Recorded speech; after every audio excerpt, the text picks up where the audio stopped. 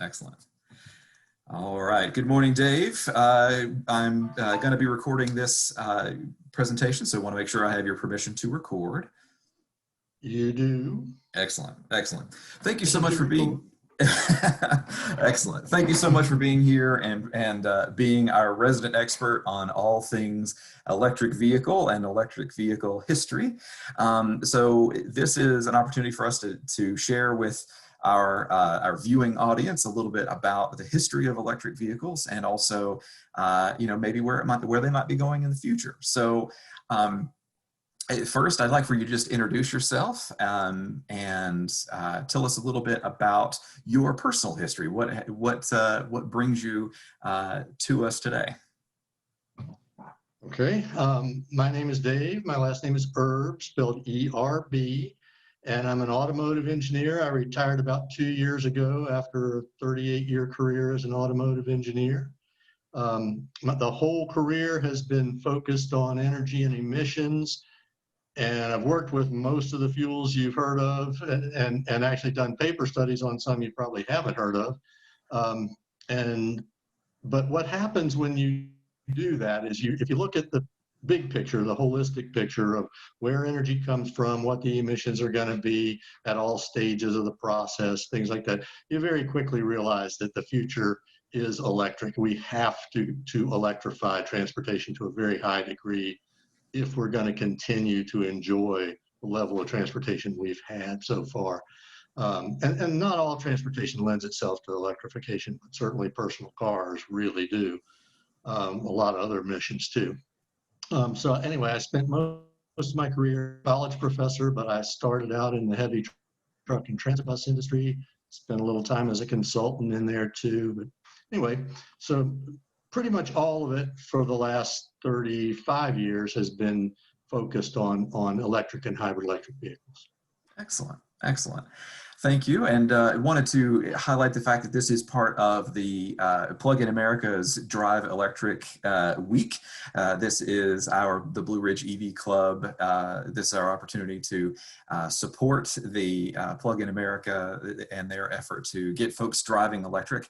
And so I'm really pleased and excited to have some real expertise in for this interview. So given your history and your experience, tell me a little bit about why electric and why is it so much better for personal transportation? Well, there's a whole lot of reasons.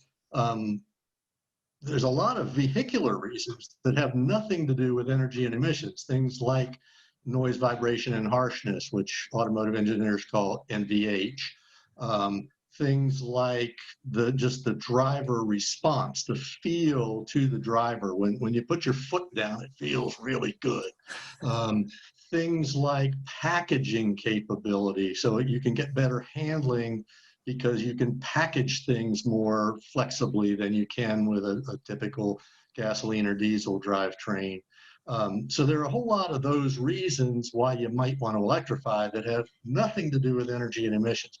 But the reality is we have first, starting in 1999, almost 2000, December of 1999, and now plug-in electric vehicles, both pure battery vehicles and plug-in hybrids, starting in December of 2010.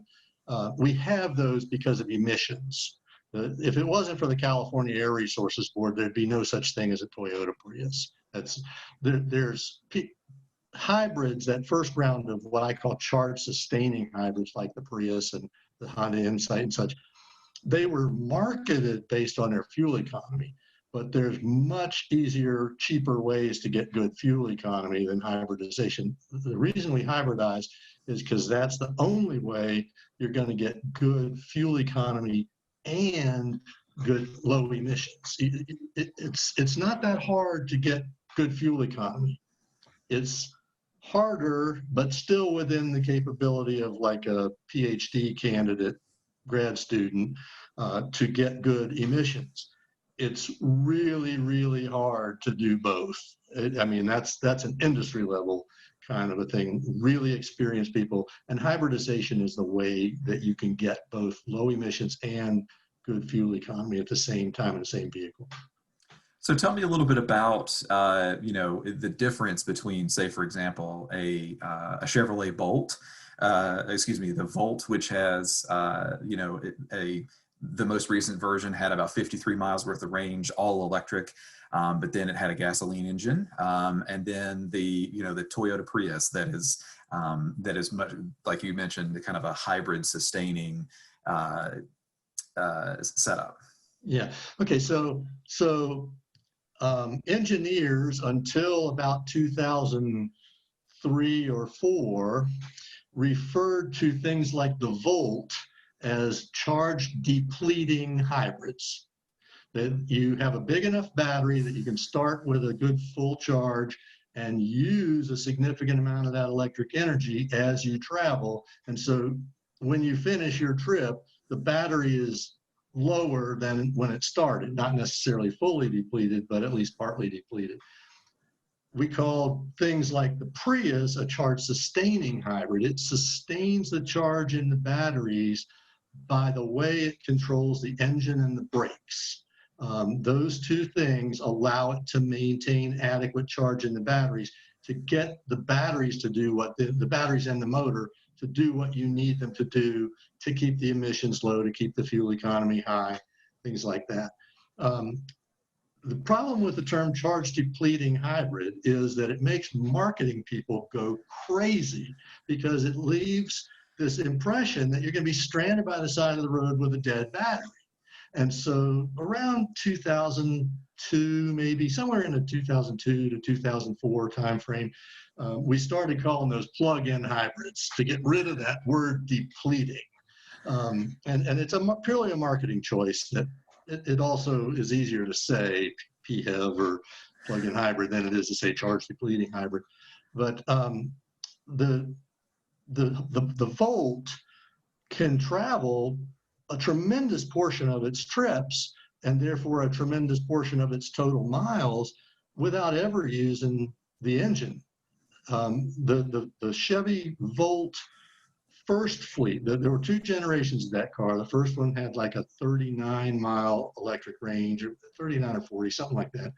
And the second one had a 53-mile electric range. The first one, General Motors had OnStar data. They have the satellite nav and all that stuff. Well, they're tracking you. They're watching what you do with your car so they can build a better car. And what they learned from those data on the first generation of Volts is that 80% of the miles were being driven on electricity. And so you've immediately had a 5-fold reduction in gasoline usage compared to a pure internal combustion car. You're using a fifth of the fuel that you were and shifting the rest over to electricity.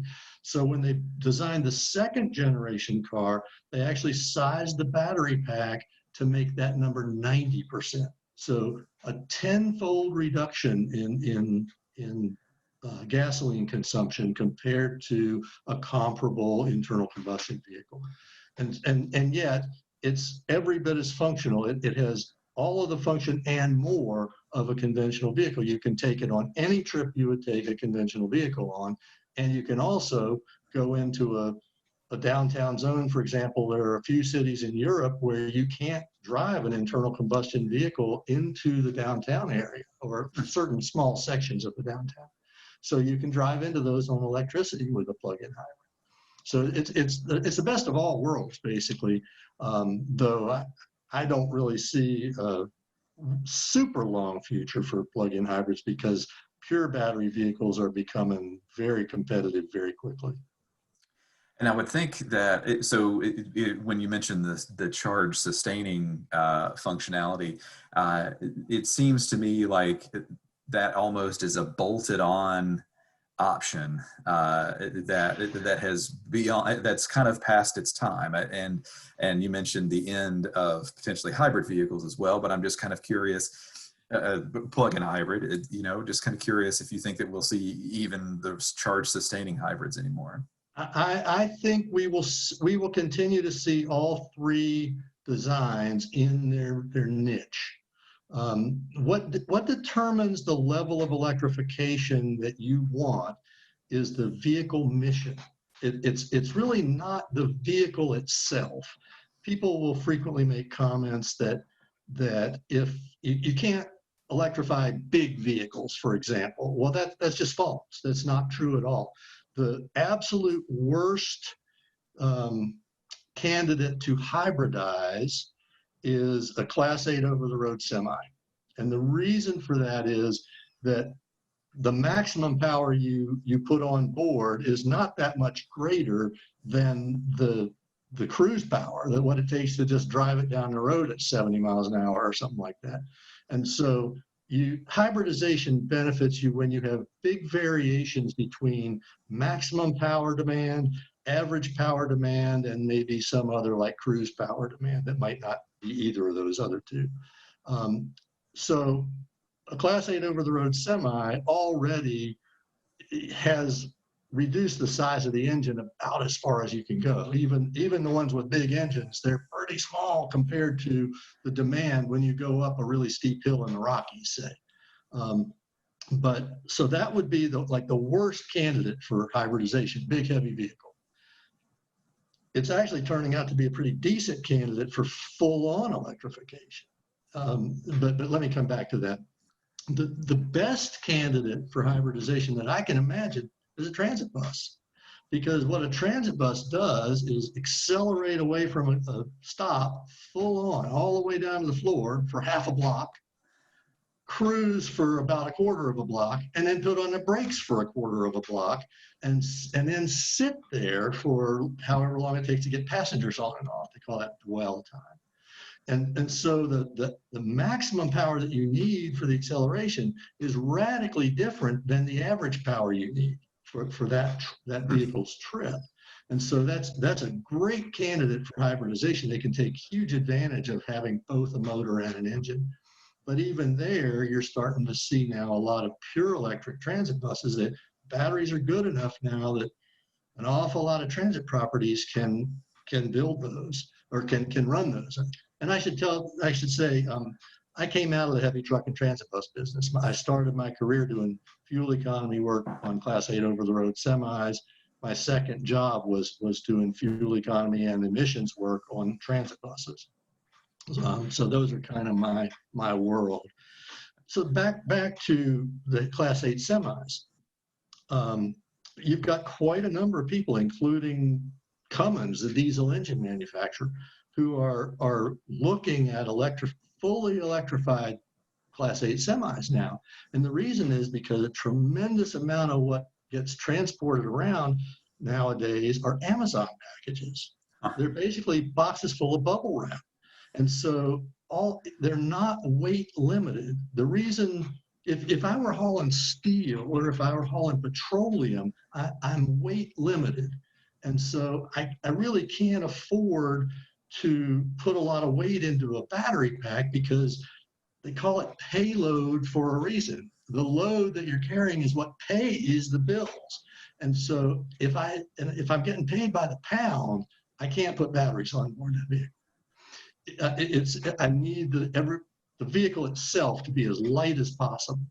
And so, but when I'm hauling around Amazon packages, boxes full of bubble wrap, I basically now I'm what they call cube limited. My payload is actually not load, it's load, but it's not measured by weight, it's measured by volume. Truckers call it cube. And so in that setting, it makes a lot of sense to carry that extra weight of batteries and basically be 5 times as energy efficient, because energy costs money. And trucking companies are focused on the bottom line down to the penny. Right, right. And I can imagine that was something that I hadn't really thought about, because we think a lot about like last mile delivery with the Postal Service and with, FedEx and UPS and at the same time, it has the last mile is only one component of that, right? There's the last 10 miles from the distribution center and from, from some other platform, where it would make a lot of sense if you're paying for volume instead of weight. It seems to me that would be a pretty easy calculus to make. Mm-hmm. very much. So tell me about that. Like, what has changed in the batteries? Is it a chemistry difference? Is it a they're just able to make them smaller? Like, what is it about them that makes the batteries better? Yeah, well, you're concerned about two things with the battery. You're concerned about its energy capacity because it's your fuel tank, right? So we don't measure it in gallons of diesel fuel or gasoline. In the battery, you're measuring it in kilowatt hours of electricity.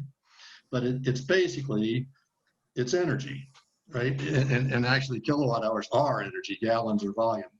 But anyway, so your battery is your fuel tank, so it matters how much energy you can stuff into it, and the density with which you can stuff that energy in two ways, both in terms of how many kilowatt hours, or it's watt hours actually, it's would be the appropriate number, watt hours per liter, and how much weight it is, watt hours per kilogram.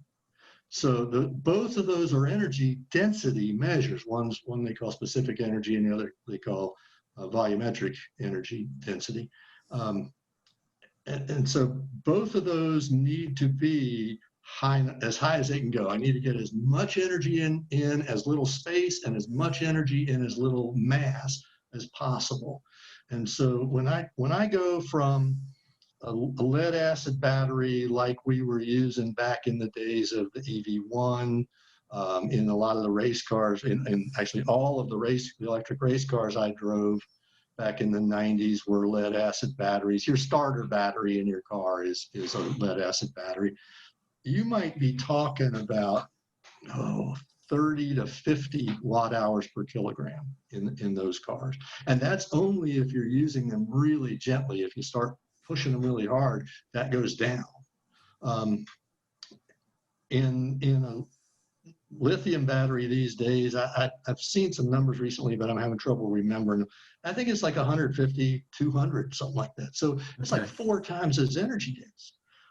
It also, lithium chemistries have much better cycle life. I can get away with a lot more deep cycles and still have the battery work than I can with a lead acid battery. Your starter battery in your car, if you let it go truly dead, you might get 15 cycles out of it. You don't let it go fully dead. You keep it on charge with your alternator all the time. And so you just take a little bit off the top. With a deep cycle battery, like you might use in a boat or an RV, you might get a couple hundred cycles if you treat it gently, 400 or 500 cycles if you treat it gently. With lithium batteries, and treating them gently in an automotive setting like a Tesla or a Bolt, something that has pretty good range, where you don't ever have to drain it really deep, you don't ever have to charge it all the way full. You might get 4,000 cycles. And so there's a whole bunch of things that we gained when we made the shift from lead acid and just completely skipped over the nickel chemistries pretty much, and went to the lithium chemistries. There's this massive quantum leap in battery capability. By the way, there are no more of those. From here on out, it will be scratching for 5% here, 10% there, 0.5% there. The quantum leap is over when you go to lithium.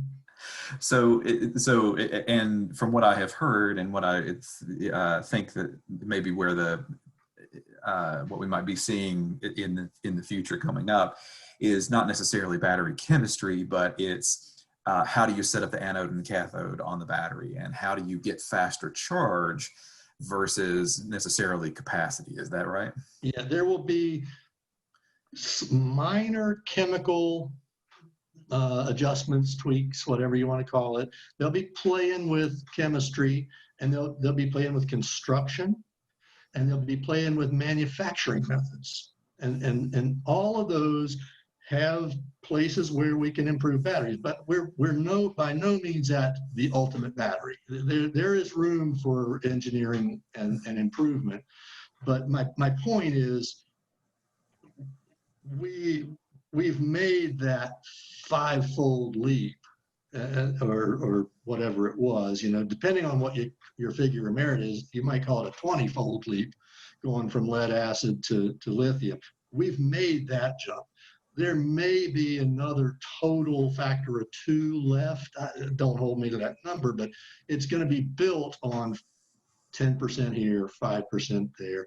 And it's probably going to matter as much in terms of how manufacturable it is in order to get the price down as it's going to be in terms of chemical and construction things to get the life up and the weight down and those sorts of things, the charging speed up. I'd almost bet you the most important piece is going to be how cheaply can you manufacture it and not run into warranty problems. Hmm. Hmm. Because there, I would imagine with something being less expensive, there are going to be challenges as far as how shock absorbent are the batteries, or how shock tolerant are they? Right. How much can you eat around the edges of the wheel wells or something, to be able to get them really close to the water that comes on board, those types of things. I would imagine that there are engineering concerns that are separate from chemistry, separate from charging, as far as all batteries are concerned on that. Right. I mean, I like to joke that the job of an automotive engineer is to make sure that a product liability lawyer needs the services of a bankruptcy lawyer.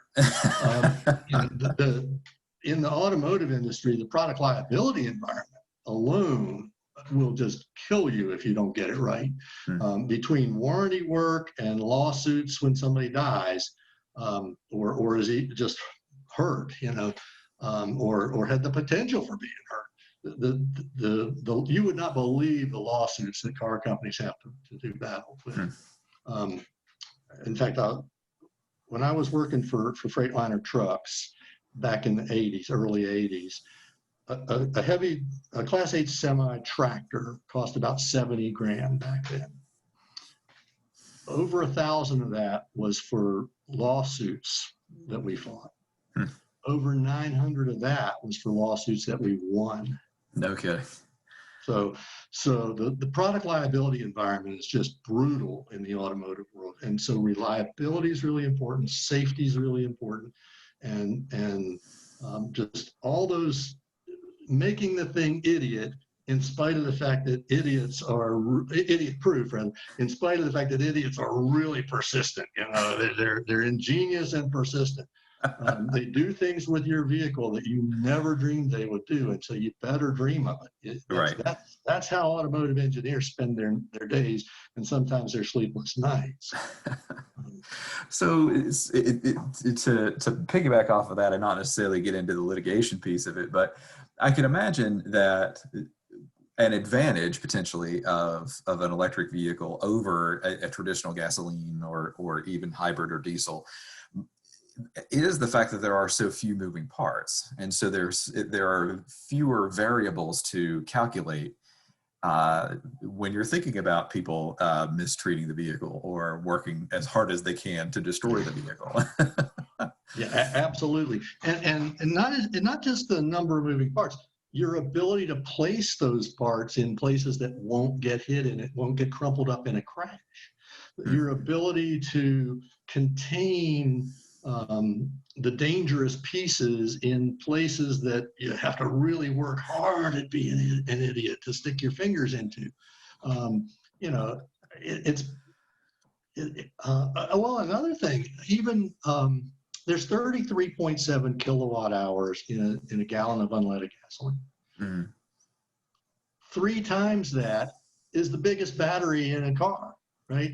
So in an EV, a Tesla or the e-tron Audi, and those ones with the big battery packs, they got like 3 gallons worth of gas, 3 gallons of gas worth of energy that might want to go somewhere if you have a crash. That's not the same. 30 gallons of gasoline in a crash is a gigantic explosion, but 3 gallons of gasoline worth of energy in a well-designed battery pack is no problem at all. In the early days, people were trying to act like, oh, all these electric vehicles are going to catch on fire. We're all going to be burning up because our batteries are going to spontaneously combust. Well, there's 175,000 vehicle fires in this country every year. And Okay. I guarantee you, when we have a complete fleet of electric vehicles, that number's going to go down Hmm. dramatically. Well, and if you think about it, gasoline, its purpose is to explode, right? The Right. it has one function, and that is to catch on fire. Yeah, So I would imagine it's a and ready fuel for that. yeah, and in fact, one of the big jobs of the automotive engineer is to make sure that it burns instead of exploding. Right? No kidding. Yeah. When it explodes in your cylinder, you call that knock or ping. It's terribly detrimental to your car, and it even makes an annoying sound. But if you control a combustion and make it burn instead of explode, then that's good. That's necessary in order to keep from blowing up the engine. And yet, exactly right. Gasoline's function in life is to explode.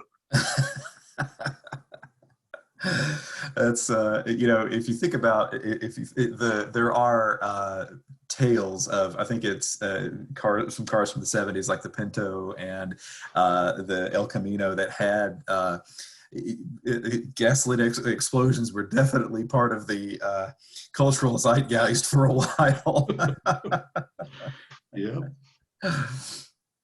Well, let's go back in history a little bit. Let's dig a little and think a little bit about maybe some big kind of evolutionary steps. I mean, we've talked a little bit about where it's going in the future, but I think there's value in kind of talk about where we've been a little bit.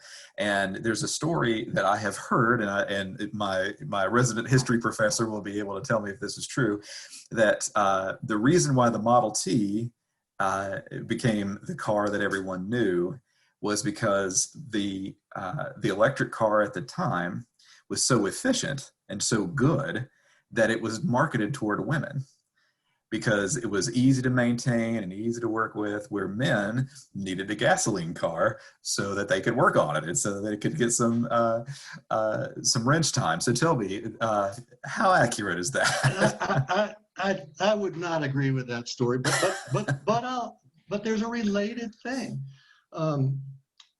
Electric vehicles, let's really start at the beginning. Okay, in the beginning there was steam. Okay, in the late 1700s, I think it was around 1770, a fellow in France named Nicolas Cugnot built what is basically the first automobile. It was a gigantic steam-driven tractor, almost like a locomotive, railroad locomotive. It didn't require rails. And I mean, it just crawled along at a mile an hour or something like that. It was the first car, if you want to think of it that way, and it was steam. 1880, so another 110 years go by. You get in the British Isles several inventors working independently, coming up with electric vehicles. So they end up with basically, I think they were all like electric tricycles, but they were basically horse and buggy without the horse, and with an electric motor. 5 more years go by before Otto Benz builds the first gasoline car. Actually, it wasn't gasoline; it was benzene, but the first internal combustion vehicle.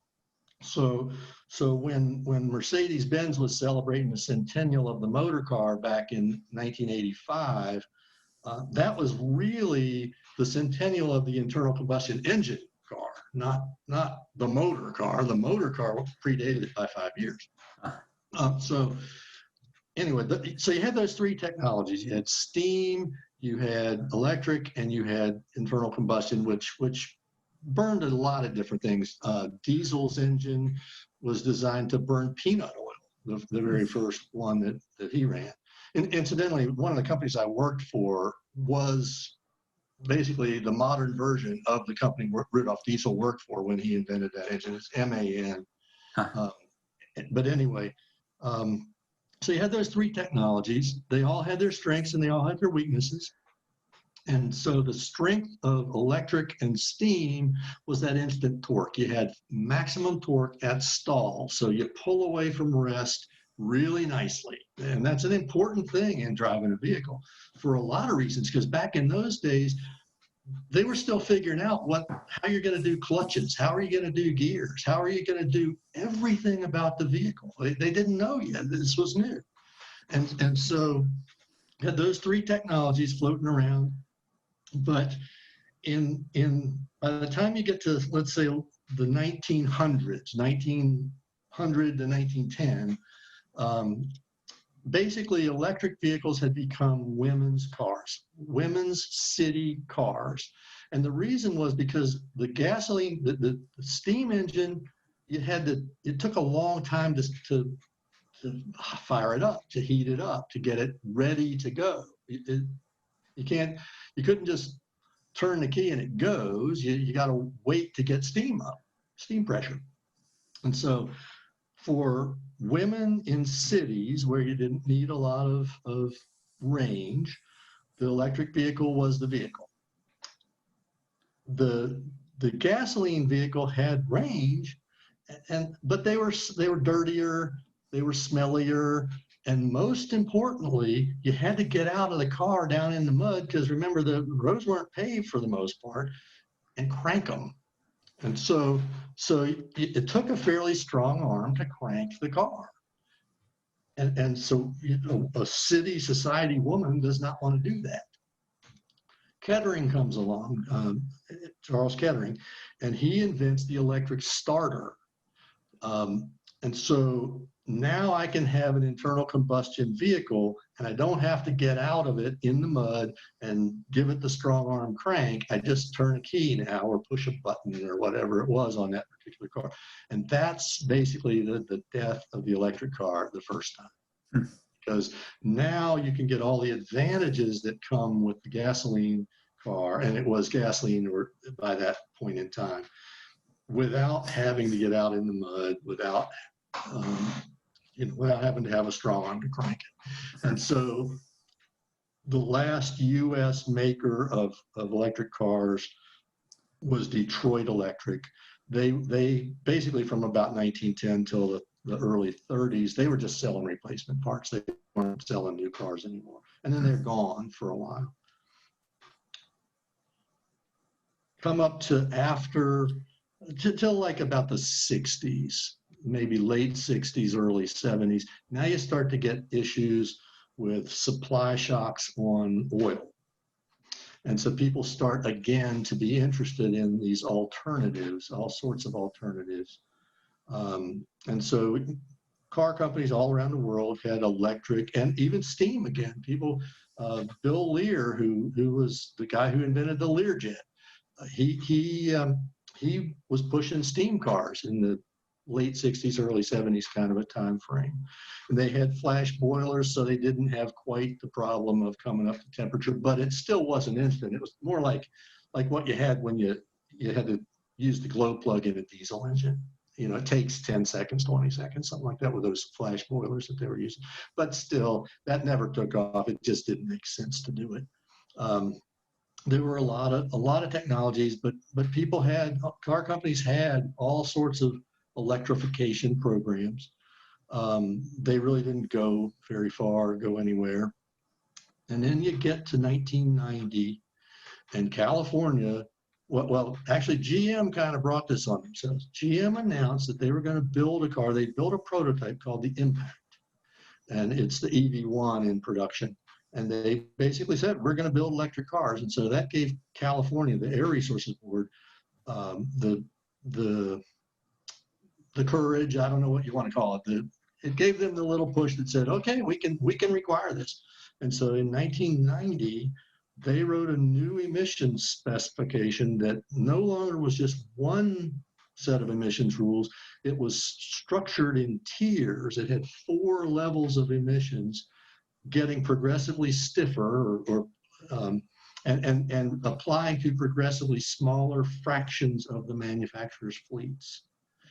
And the important one, the thing that got everybody in a tizzy, was the fact that they were going to require in 1998, 2% of an auto manufacturer's sales in California had to be zero emission vehicle. But they didn't tell them it's got to be electric. They said, you figure out the technology, but it can't have any tailpipe emissions. And so, not really realistically, the only way to do that's electric. So give me, just to stop you for a second, give me some idea of scale. What is 2% of the cars sold in California? Okay, so for oh boy, I don't know the actual number, but what I do know is after this that mandate had biennial reviews, and they were assessing, how close are we to being able to do this? Should we be modifying it? And after one of the biennial reviews, I think it was the 96 biennial review, they decided that the battery technology wasn't there anymore. And so they backed off of the actual 2% number. And General Motors was the one that had the biggest requirement because they had the most sales in California. And and they also, in this modified version, California gave the manufacturers some flexibility. The view was that battery technology was a limiting factor, so they gave them extra credit if they would use better batteries. They could build fewer cars if they would use more advanced batteries. And so the two extremes of this, there were 7 manufacturers that needed to meet it. General Motors chose lead acid batteries, which gave them no credit. They had to build their full quota. And Nissan used lithium batteries, which allowed them to build a fifth as many vehicles as their full quota. And so that was 800 vehicles, 800 EV1s that General Motors had to build, and 40 Ultras that Nissan had to build. Hmm. So, my assumption would be the reason that the EV1 used a lead acid was just because it was a more, at the time, reliable technology. Is that the reason It why was they the chose it? technology that was there. Mm-hmm. It was, we had nickel chemistries. Nickel cadmium has been around a long time. Nickel metal hydride chemistries were getting some development, and they existed, but they didn't exist in a whole lot of places, and they were still at the level of cell phones. Well, I'm not sure it was even cell phones back then. I'd have to think about that, but anyway, they were going into devices, but they weren't yet really fully scaled up. So General Motors chose what was actually both those companies chose a pretty rational way of looking at it. They said, lead acid is here. It's a known technology. It's well quantified. We understand it. And so they chose to go that route. But even with that being true, the biggest line item in the EV1 development was trying to get the consistency of manufacture in those batteries to be adequate. When you have one battery all by itself, it doesn't matter that there's a lot of manufacturing variability. Your customer it's going to as long as it lasts past the warranty, the manufacturer's good. They're safe. But when you start stringing batteries together in a 350 volt pack, 360 volt pack, now if the batteries aren't pretty consistent, the whole pack gets dragged down by the weakest battery. And so the life goes down, the range of the car goes down, the acceleration of the car goes down. The biggest line item in developing the EV1 was trying to get adequate consistency in this totally known quantity of a lead acid battery. So, and Nissan took the opposite approach. Like I say, they decided to go all in on lithium. It was pretty clear by that point that that's the logical end game, but it was also quite a technological leap at the time. Right. So it was easier to build 40 on a technology that was unproven, but was clearly the future than build more on a slightly more stable or known technology, maybe is the way to say it. And realize they couldn't own all these cars themselves. They didn't sell these cars to somebody, right, or at least have the title change hands. And so whenever you turn that product over to somebody out in the field, like I say, they will do things with that you never imagined they would do with it.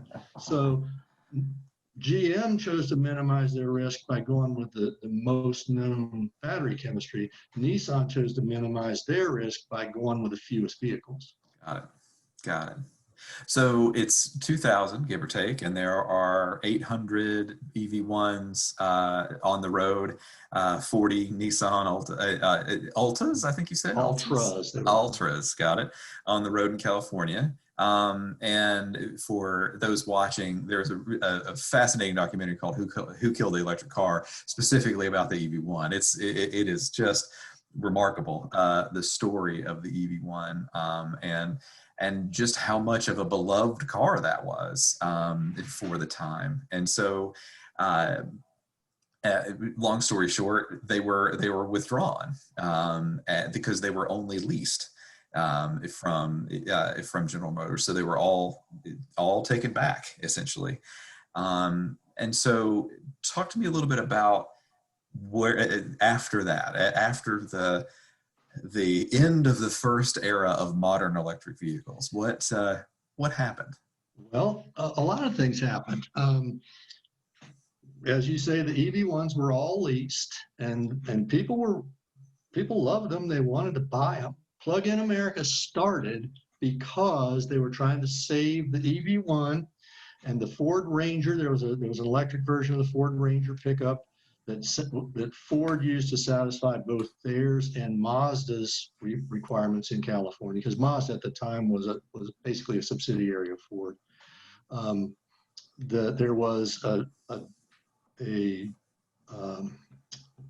S10, a Chevy S10 pickup that used the same drivetrain as the EV1.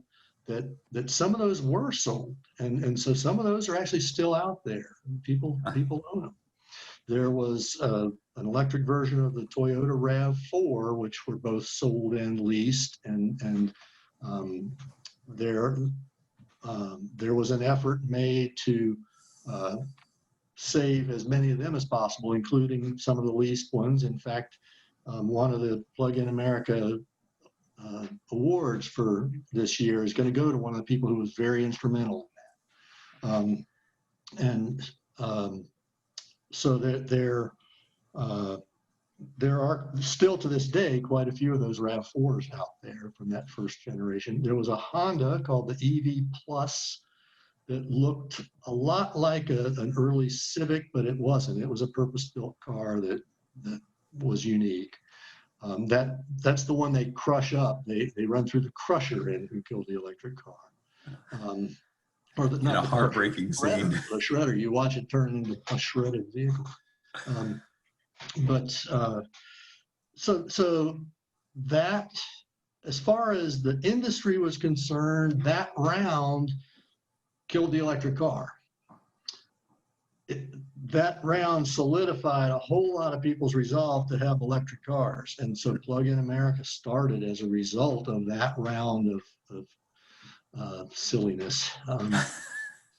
And what really made the difference is you had all these little niche players. There's been people converting cars. Like I said, I was racing electric cars, driving and running race teams out of universities, electric cars in the 90s.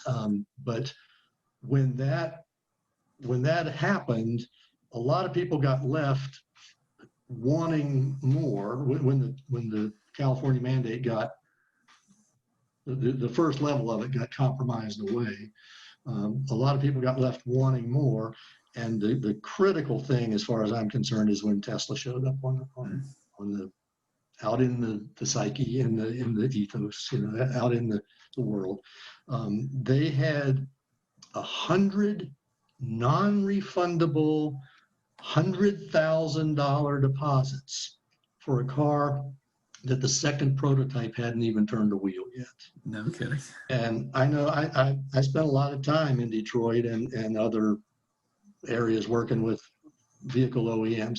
That didn't get everybody's attention, but the people who mattered, that got their attention. That's $10 million of other people's money to develop an electric car.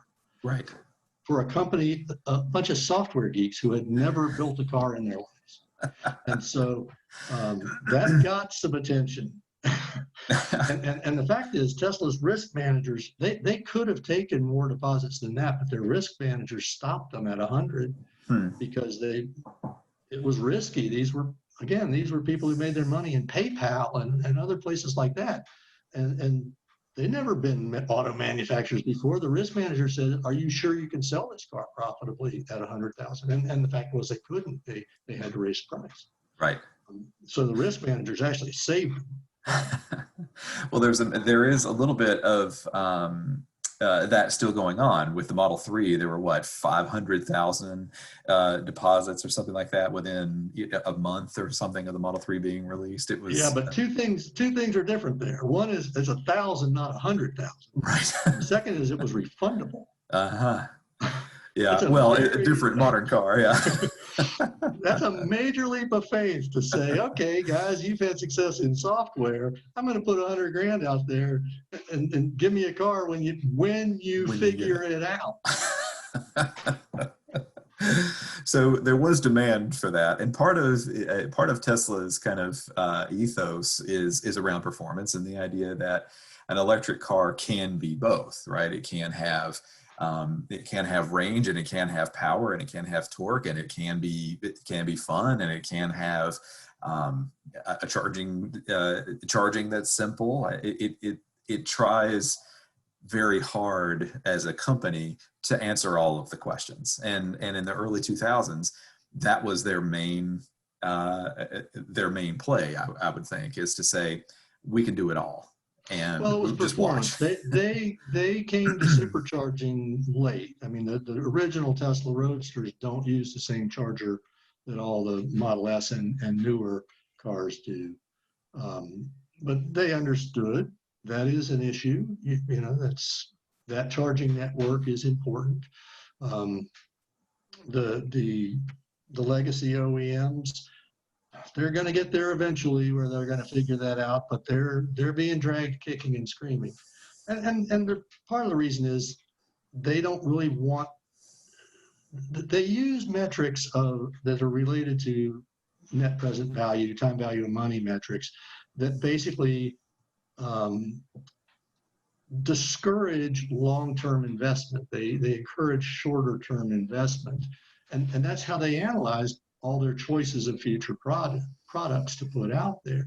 Um, the trouble with that, with time value of money calculations, is that they do very significantly discount the future. That's literally what they do. It's discounted cash flow, and so if somebody comes along who's willing, like Tesla, like a potential VW maybe might fall into this category. We'll see. Some of the Japanese manufacturers may eventually fall into this category. We'll see.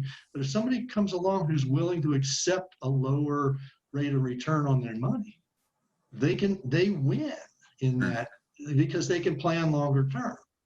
And so the legacy OEMs are really struggling with these internal structures that reward short-term thinking. And not everybody has that incredibly shortened time frame built into their corporate analysis, their corporate product analysis. So, Method. that would that kind of relate to the idea of planned obsolescence, where a technology is going to evolve within a certain period of time? It would relate, but that's not what I'm getting at all. Basically, if I require too high of an interest rate, then nothing that matters 20 years out matters. Nothing that happens 20 years out matters. If I demand 25% return on investment, which is extremely high in reality, if you could Right. make that kind of money, you'd be a millionaire so quick. But it's not uncommon for a company, and not just auto companies, to say we want that internal rate of return, or we won't accept the project. But at that level, nothing that happens 20 years out matters. All that matters is what happens in the first couple of years. And so, because you've discounted the future, you've said the future is less valuable.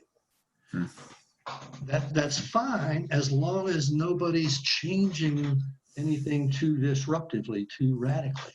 Right. If you get somebody who is willing to accept a 5% rate of return and can plan for 20 years out, they might just eat your lunch and your breakfast and your dinner. And Huh. that's what the industry is struggling with. They've got these internal mechanisms that they use to analyze projects that just they don't recognize the value of the future, and they don't tolerate this level of disruption. And we're going to see if they are culturally capable of changing internally. Hmm. I actually think that Tesla stock is way too expensive, way, way, way overpriced. I thought it was overpriced at a fifth of what it is right now. Right. But if in fact there's no legacy OEM that comes up, that steps up to the plate to compete, that could be a reasonable price. Hmm. I happen to think that eventually when people get beat with a stick long enough, they eventually start to avoid the stick. And that's what I think is going to happen with the legacy OEMs. Right, right, right. Well, and you do have some legacy OEMs. So to go back to the history conversation a little bit, Nissan decided that in America that they were going to have a 50-state electric car, which was not something that a lot of manufacturers really were interested in. They were interested in the California requirement, and that was it. So you got a very small number in California, and the other states that played along with that requirement. But after that, if you were in Montana, the chances of you seeing an electric car were pretty slim because they weren't required by that. So tell me a little bit about the Leaf. Like why did Nissan decide to make a 50-state car and make it so that ranchers in Montana could see an electric car? Well, I think that companies have cultures, and some cultures are receptive to outside ideas, receptive to new ideas, and some aren't. And it isn't just the overall company. It can be a department in a company. There's a wonderful, wonderful book called "The Car That Could" about the EV1. It's written by a guy named Michael Schneerson. He was a Wall Street Journal reporter. And General Motors allowed him to be embedded in the EV1 development program with two caveats, with two restrictions. One was he couldn't publish until the car was on the market, couldn't publish anything until the car was on the market. Trade secrets and whatnot. And the second was that they had right of rebuttal. General Motors did not insist on the right to edit him, but they insisted on the right to put into his book an alternate view of anything that they disagreed with that he wrote. And it's an amazing book. It talks about the internal pieces where different little segments of General Motors were doing battle over the EV1. Great book if you can find it. It's out of print, but you might be able to find it on Amazon or something.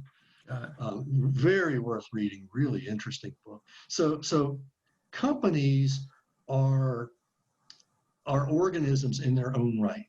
Departments in companies are organisms in their own right. They aren't the sum of the people in them. They are individuals in their own right. And so you can have a company which is made up of nothing but really smart, really nice, really generous, really everything good people, and that company can be evil. That company can be stupid. That company can be all sorts of negative things because it is an entity in its own right. It's not the sum of its parts, and that happens a lot. You get some of these companies that can deal with change. Some of these companies that can accept things that are new. They can recognize that disruption is coming and figure out how to deal with it realistically. And you get others who think that they can just wish it away, or that they are powerful enough to beat it away. And sometimes they're right and sometimes they're wrong. And so this is one of those disruptive times. It's hugely disruptive. I happen to think the genie's out of the bottle. I think we are now at a point where it is going to happen, and companies are going to decide to live with the new reality, or they're going to die. Right, right. And the thought of an all electric Ford F-150, the best selling truck in the country, is and that's what, 2 years away, I think. So I mean that's an indication of a very legacy automaker Mhm. recognizing what reality is, for Yeah, sure. everybody's working on this. Yeah. The real open questions are, how much do they think that they can stall it with vaporware?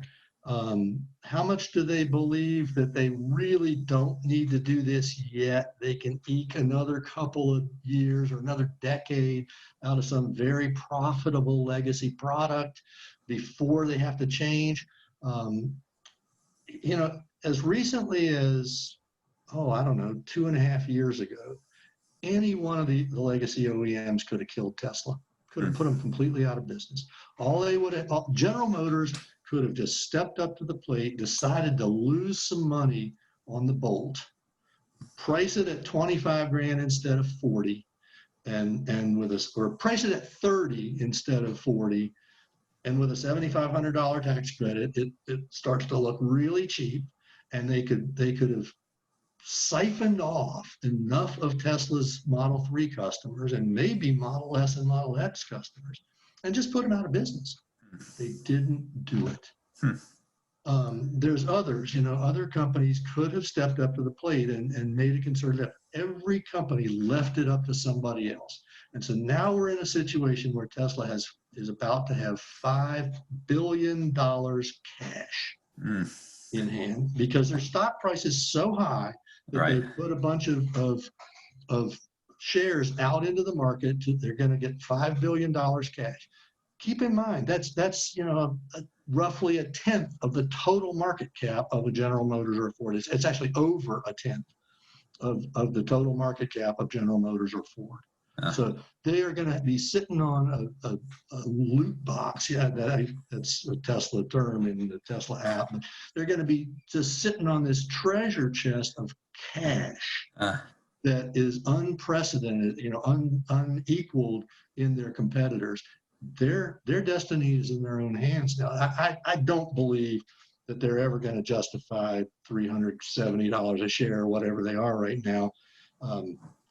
They're going to have competitors. There's going to be somebody, and all it takes is one or two competitors for that price to be way too high. And I think one or two competitors are going to either survive or rise up new. We'll see. Right. Right. I think I bet on survival of somebody who's already out there rather than too many of these new companies coming to the fore. Sure. You hear a lot about the Tesla killer. It seems like that's the press, the automotive press's favorite term every time a new car comes out, and it seems like it's a real clickbait option of, how can I get somebody to read this article, and mentioning Tesla seems to be the way to make that happen. I'll tell you something else about that term. That just makes people buy Teslas. My family owned a Dunkin' Donuts shop, and that's how I put myself through college. And at one point while I was doing that, the grocery store in my hometown decided that they were going to make donuts in the store. They were going to sell fresh donuts and basically compete with the donut shop. And we were one of two donut shops. We had Dunkin' Donuts. There was Krispy Kreme. That was it in my Right. But the grocery store started advertising. It's as good as donut shop donuts, and our sales went up 20%. Because you're mentioning. Because if they're claiming to be as good as I am, then what they're saying is, I'm the good one. And so when a company starts talking about they're going to build a Tesla killer, what they're saying is Tesla's the one to have. Huh. Interesting. And I think they'll learn that lesson the hard way. They'll stop saying that pretty soon. But that's the lesson of those sorts of statements. Interesting. Well, there is an axiom in business of never mentioning your competition in marketing, because ultimately that's free publicity that they don't need. Exactly. A smart politician does not name his opponent. It's fascinating. It's amazing to me to think about, like, the multi-dimensional chess that has had to be played in the last 20 years. Oh yeah. Well, and it's actually a lot longer than 20 years. Certainly, at the level of marketing with companies, it is. But I have a colleague who started working on what we would now call a plug-in hybrid in 1970 as a graduate student at Wisconsin. He had mentors. Okay, I mean, Yeah. this is not new. Dr. Porsche of the Volkswagen and Porsche fame, his first car back, I forget the exact year, but it was right around 1900, was a series hybrid vehicle. It was basically an engine running a generator, which ran motors to run the wheels.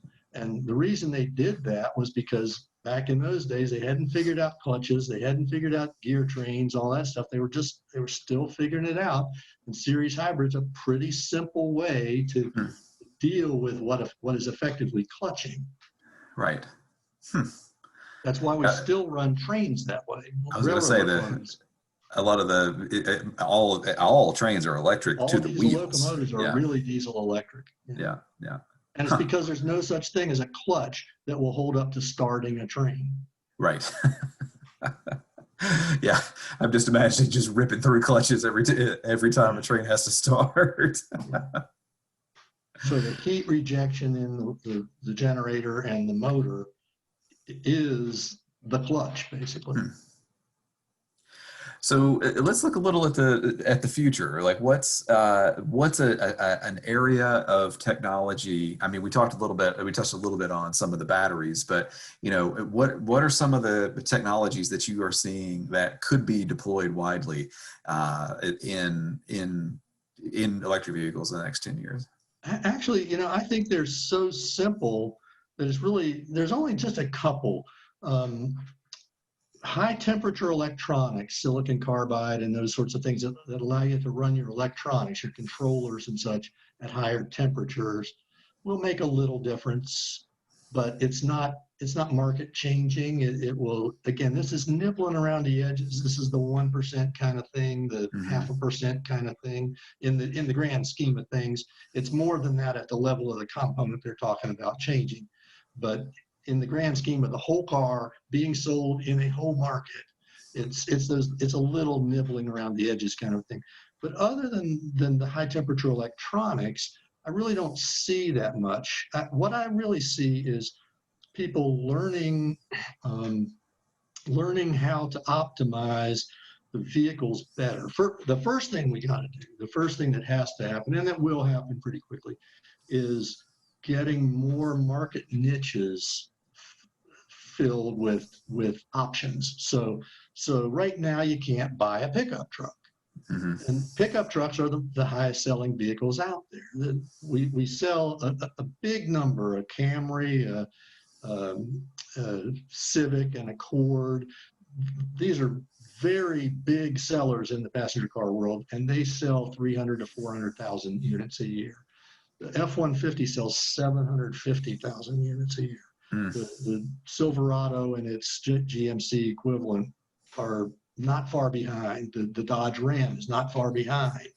So pickups sell tremendous numbers, and they use a lot of energy. So they're great. If I can use a fifth as much energy in a vehicle that's getting 12 miles per gallon, that's a lot bigger improvement than a fifth as much energy in a vehicle that's getting 30 miles per gallon. Right. It's a big savings. So filling up those market niches like minivans, like pickups, like right now there's not a sports car like the Tesla Roadster, but that's a really low volume niche. So just getting more cars better tuned to the little niches and sub niches to attract more customers in. I mean, people buy cars based on how many cup holders they have. So if you only offer sedans, you got a problem. Right. Never mind how many cup holders you got in. People are that picky about what they want.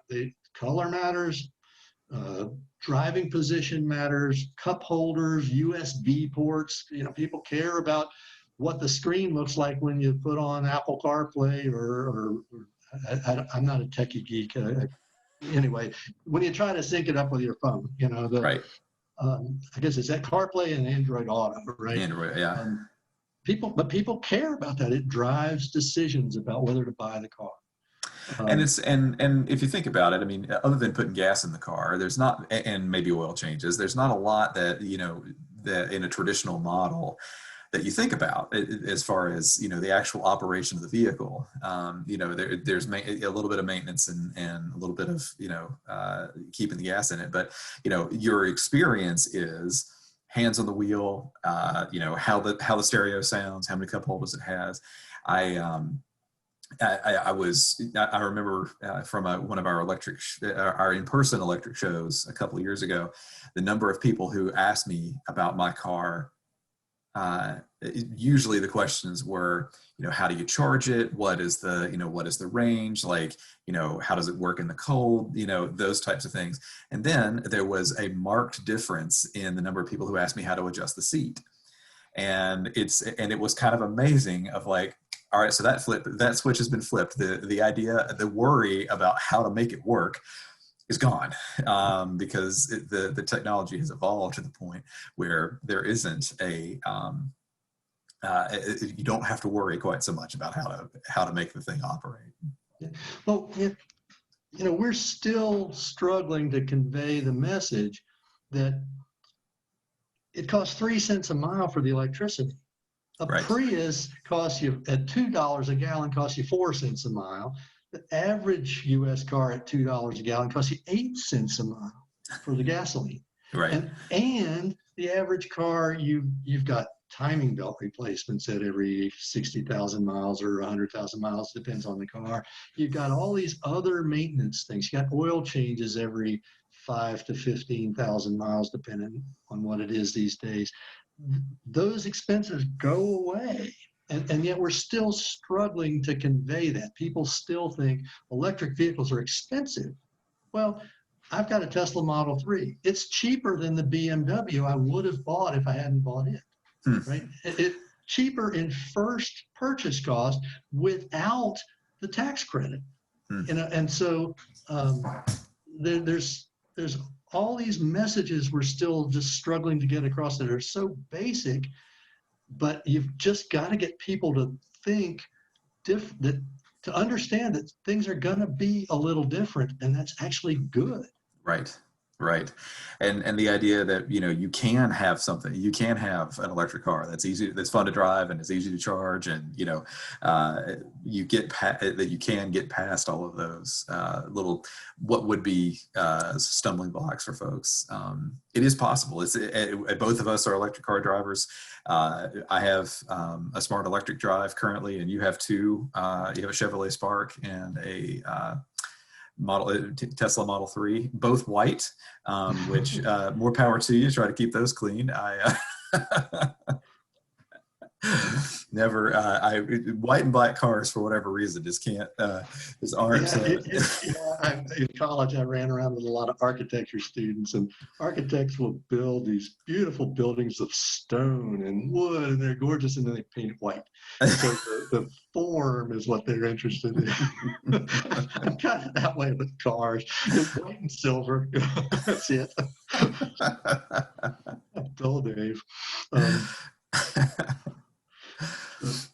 Anyway, so again, the big thing I think that we need is not technology improvement. It's going to be little detail improvements, figuring out we've got a new set of sounds. The cars are so much quieter than any gasoline car you've ever driven, but there's a new set of sounds to annoy you. Right?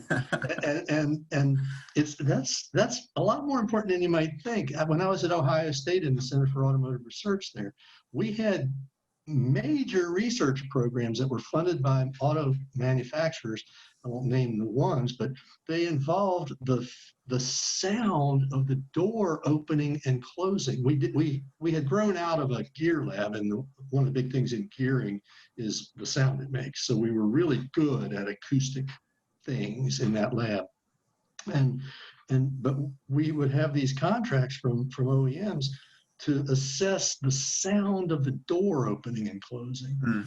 and the subjective, what's a good sound and what's a bad sound. They wanted to be able to quantify it so that they didn't have to go do a consumer study every time they came out with a new car.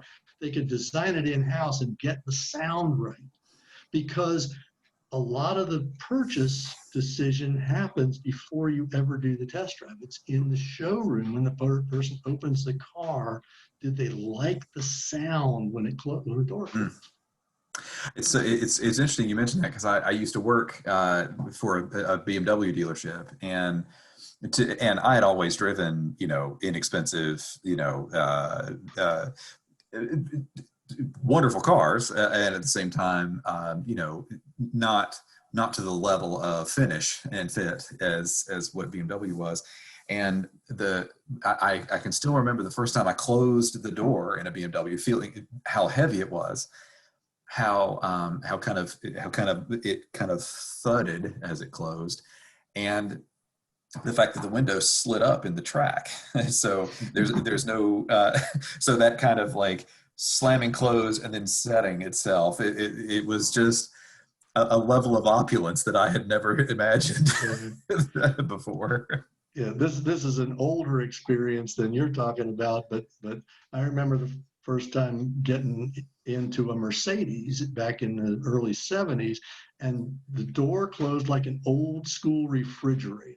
Uh, That's the description I would use, is like a 1960 refrigerator door. huh.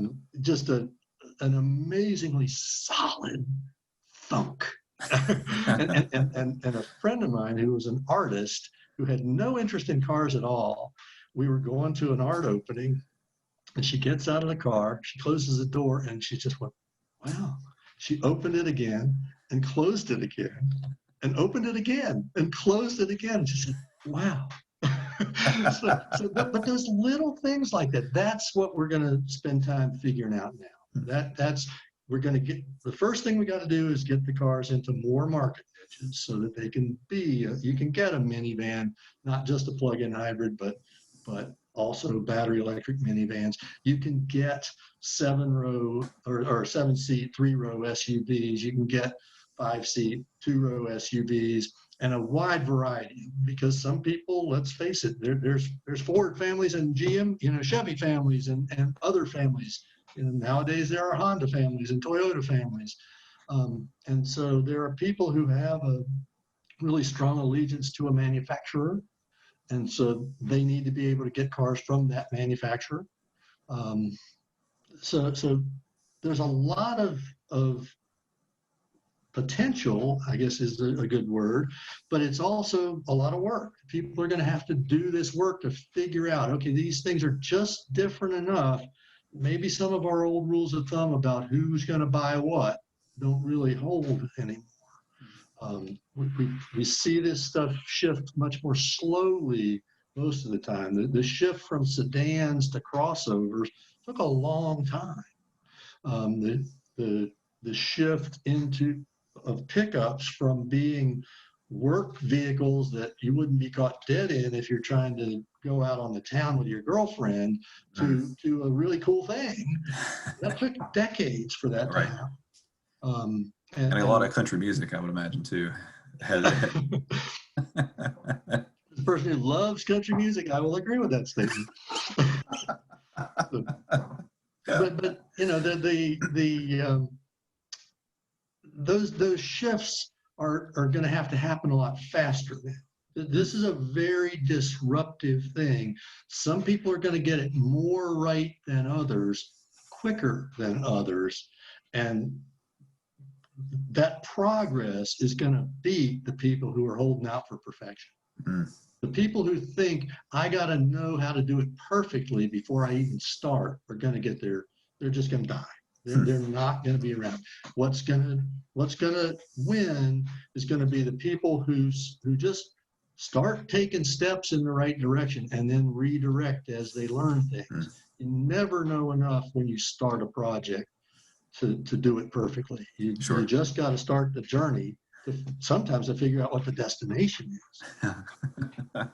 Well, and I think given the current state of the country as far as the health concerns that are going on and economic concerns, I think that we're kind of primed for disruption. I mean, our lives have been disrupted in a way that that we could never have imagined, and I think that this is kind of it could be a potentially perfect storm for this kind of disruption, which I think is actually kind of exciting to see. Yeah, I mean, that's the silver lining in the present cloud. Right. I walk near my house and I'm up on a high hill as part of that walk, and I've got the 40-mile view from the top of that hill, 360-degree 40-mile view, and it amazed me. It's not quite as true now, but it amazed me in the early part of the pandemic shutdown how much clearer the air was. I can see a mountain that's 30 miles away. It's almost like being out west where the air's so thin because you're high up and you can see a lot farther away.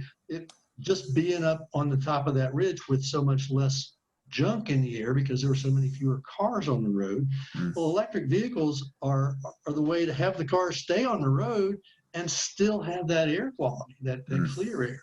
People are so concerned about greenhouse gases, but criteria pollutants, noxious emissions that cause those air quality things, they cause childhood asthma, they cause reduced visibility, they cause a lot of things that are actually much more immediate than the climate change and the greenhouse gas issues.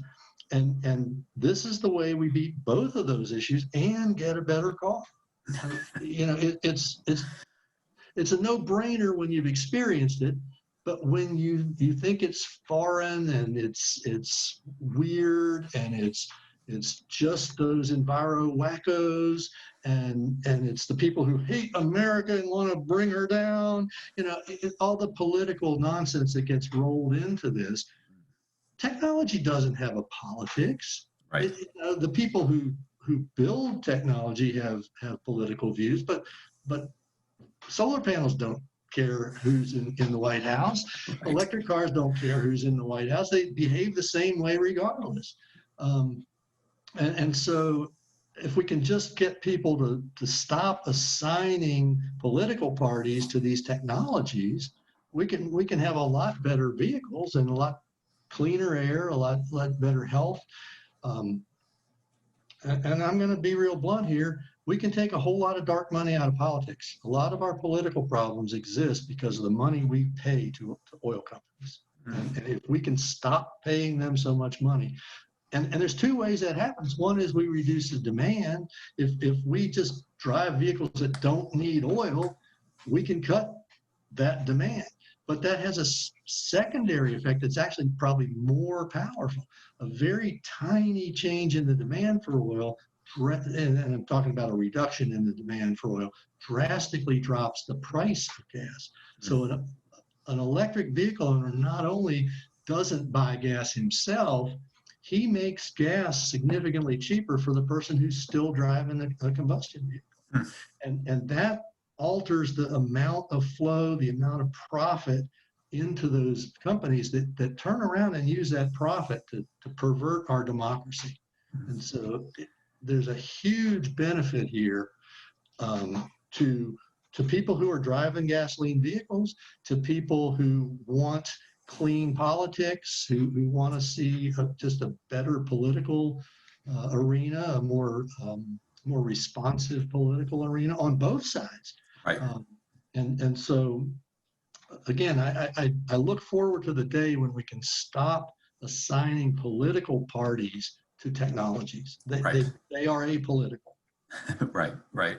Well, and that brings in the whole the idea of intersectionality of a lot of the different processes and societal concerns that are as a result of you know the vehicle we buy and the propulsion technology. That's actually one of the reasons why I bought an electric car. I was sitting in traffic every day with a clutch and just standing on the clutch all day for an hour and a half each way, driving in and out of Boston. And I thought, well, that has to change. And then, So, but your left leg muscles got to work it. or at least my ankle and foot. And at the same time, at the time there was a lot of crude oil being transmitted by train, and I remember hearing about the town in Canada that just got blown up by an oil train capsizing, and it was like, okay, I'm done contributing to that demand. I don't need to contribute to that anymore. It was right after the spill in the Gulf or the well break in the Gulf, and it was like, I don't need that. It's the technology is here. It's possible to do, and it doesn't need to have my $2 a gallon contribution at all. These are not the technologies of the future. They're the technologies of the present. Right. And they will save you money. Both photovoltaic panels on your roof and electric vehicles will save you money, and they will save you time. I think of all the time, 10 minutes at a time that you waste going to the gas station, and whatever that is nowadays, $15-$20 at a time that you waste going to the gas station. You don't really notice it until you stop spending it. Right. And then you might say, wow, I was spending a lot of time and a lot of money doing that. One of my favorite things was I was driving electric forever, and then I drove a gasoline car. I rented one, and I had to go and get gas in it, and I had to answer all these questions about car washes, and did I want, did I have a special discount card, and all of this crap, and I'm like, I haven't had to think about that in years. Yeah. So you have one of my favorite answers to how long does it take to charge your car? And so I will give you the option of how long does it take you to charge your car, Dave? It takes 20 seconds to charge your car, 10 seconds to plug it in, and 10 seconds to unplug it. That's it. The only time that's not true is on a road trip. Right. And that's what, once a year? And even there, it's not as much as you think, because a 200-mile range car is 3 hours behind the wheel. Right. And I can put that back in. I specifically do put that in. I took a trip last summer. I spoke at a solar energy conference in Minneapolis. And on multiple occasions on that trip with my Model 3 Tesla, first off, I passed as many Tesla supercharger stations as I used. I passed without using as many as I actually stopped at to use. And there were multiple occasions on that trip when I was not able to finish a McDonald's hamburger in the time it took to charge my car. So I had to get up, go out and take the car off the charger so I wouldn't get hit with the idle fees. They charge you extra when you're plugged in but not charging. They make it more expensive so you won't block the charger. And I had multiple occasions I had to get up from my McDonald's meal, walk out, take my car off the charger and move it, and then come back in and finish my meal. So it's just not an imposition. It just doesn't take that long. You have to stop. I have to stop more often than every 3 hours, because I'm older. But even when I was young, well, getting out and stretching, like 6 hours at a stretch. Yeah, no, it's just stretch and move and don't have to worry about it. Yeah, you're safer when you just get out, and even if you only get out for a couple minutes, it's safer to stop every couple of hours. Right. Well, it's exciting to see the options that are coming. It's exciting to see the possibilities that the next 10 years are gonna bring up, but also the exciting possibilities that are right now. And I think the purpose of the Drive Electric Week is really to give us the opportunity to explore what's right now and give folks the opportunity to see what can be done and see what we can do as a result of just a little bit of a change in our mindset. And so I encourage anyone watching this to reach out on our Facebook page. We are the Blue Ridge Electric Vehicle Club on Facebook. We also have a website, blueridgeevclub.com, and reach out to us. We are very excited, as you can tell, to talk about electric cars. It's kind of our jam. It's kind of what we like doing, and it's something that we're really excited to share. And whenever we can be within a close physical distance to everyone, we absolutely would love to give a test ride in one of our vehicles if you're interested in coming to check it out, to see how it handles and see how it feels, but also to see how the cup holders work and see how the seats adjust, because we are very motivated to accelerate this change that's inevitable in a move toward electric cars, and a real opportunity for us to have a big impact right now on the world that we live in. So I'd like to take this opportunity to thank you, Dave, for your time and for your energy and effort in putting this together, and give you the last word on this. Well, thank you for giving me the opportunity. I love talking about this. I'd like to toot my own horn a little bit as we sign off here. I blog mainly about EVs, and so far exclusively about EVs, for the Southern Alliance for Clean Energy. And I have a number of, we've put up 6 so far. There are another 4 in the hopper coming out soon, but blogs, and it's at cleanenergy.org. There's 2 series that I've done, and if you just type my name into the search line at cleanenergy.org, you'll find my blogs about EVs. Let me toot Sace's horn a little bit. The Southern Alliance for Clean Energy here in Asheville has 4 level 2 chargers, good high quality chargers. 4 people can charge at full strength, which is about 7 kilowatts. Call it 25 miles an hour replenished in your car. And if you're a SACE member, they're free, and it's actually a pretty convenient parking place if you got an errand to run in downtown Asheville. It's not that far off out of downtown. You can walk from there to downtown and get your car charged if you're a SACE member. We do expect you to join. And then finally, the last thing I'd like to say is I wrote chapter 1 of a book. The book is called Driving to Net Zero. It was pulled together by a friend, another member of the Blue Ridge EV Club named Dave Rivnak.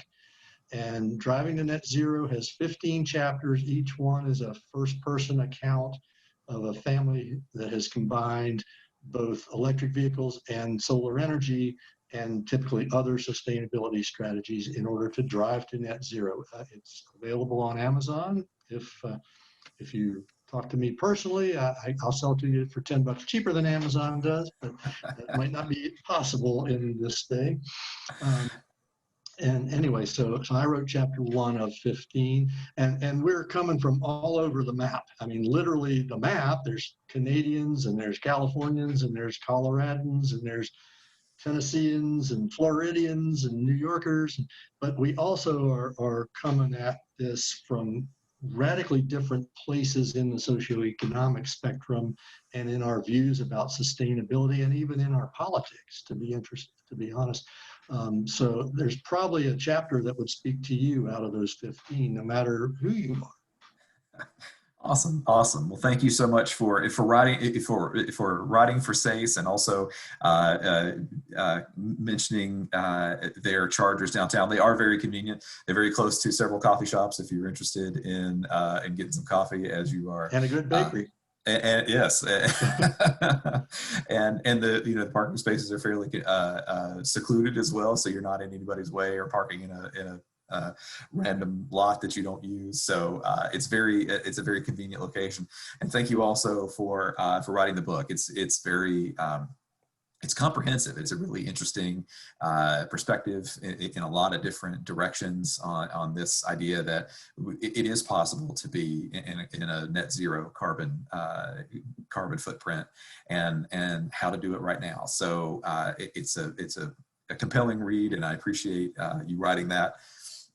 And I appreciate you being a part of this. It's going to be hopefully very informative for folks, and give them the opportunity to really think differently about the way that they drive every day, and hopefully potentially get some folks interested in electric cars. So thank you so much for being here, and thank you to everyone watching. We are very excited to share this with you and look forward to seeing you soon. Thanks.